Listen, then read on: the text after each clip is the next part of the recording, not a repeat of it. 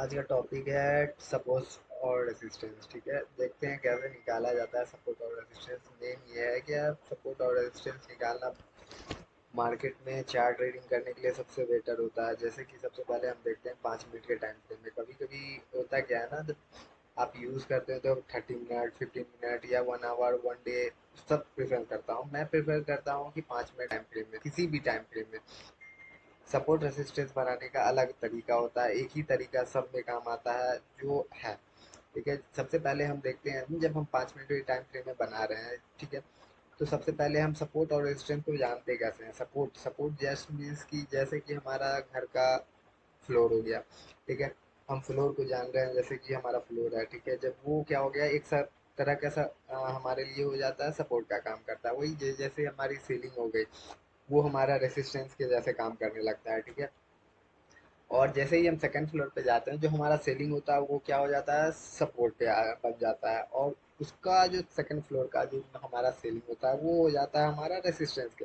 Support और resistance का सबसे बड़ा काम होता है यहाँ पे सप्लाई जोन और डिमांड जोन का काम करता है। ठीक है, जैसे कि मैं बता रहा हूँ, सिंपली जितना सिंपल ले सकूँ उतना सिंपल लेते हैं। जैसे कि सिंपल से कि सपोर्ट पे क्या होता है, जब हम छत पे हैं। ठीक है, और हम ग्राउंड को हिट कर रहे हैं तो क्या होता है, आपका फोर्स बैक हो जाता है। ठीक है, उसी तरह इसमें भी काम करता है, रेसिस्टेंस से भी फोर्स बैक आ जाता है। इसमें भी सपोर्ट और रेसिस्टेंस में यही काम होता है सिंपली।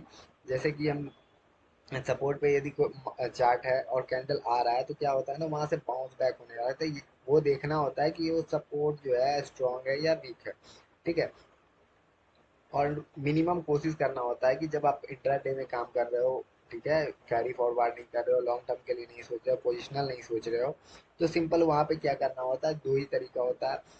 जहां पे 2 3 4 बार ड्रॉप किया हो, टकराया हो, उसको वहां पे हम लाइन खींच देते हैं। ठीक है, वो हमारा सपोर्ट रेजिस्टेंस दोनों काम करता है, डिपेंड करता है कि हाई पे है लो पे है। ठीक है, जैसे कि सबसे पहले हम यहाँ देखते हैं।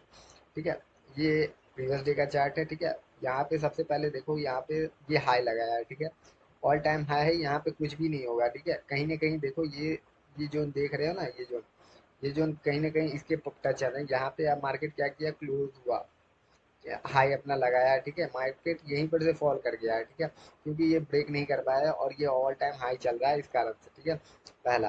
दूसरा, हमें देखना क्या है कि जहाँ पे 2 3 बार ड्रॉप कर रहा हो मार्केट में, जैसे कि यहाँ पे हम देख सकते हैं, यहाँ पे 2 3 से ज़्यादा बार ड्रॉप कर रहा है। एक हो गया, दो हो गया, तीन हो गया, चार हो गया, वैसे ही ड्रॉप कर रहा है। ठीक है, तो ये हमको ध्यान में रखना होगा कि कम से कम 2 3 4 बार वहाँ पे ड्रॉप कर रहा है, मार्केट टकरा रहा है। ठीक है, और निफ्टी फिफ्टी में यदि 5 मिनट के टाइम फ्रेम में कर रहे हो तो 75 50 100 पॉइंट ले सकते हैं। ठीक है, दोनों की लाइन की गैपिंग में, क्योंकि जब आप मार्केट में ट्रेड लोगे या उसके बेसिस पे कुछ काम करोगे तो आपको क्या करना पड़ता है ना, वहाँ पे सबसे पहला तो आपको वहाँ पे देखना पड़ता है कि हाँ, आपको जगह मिल रहा है कि नहीं, ट्रेड लेने के लिए पॉइंट कैप्चर हो रहे हैं कि नहीं।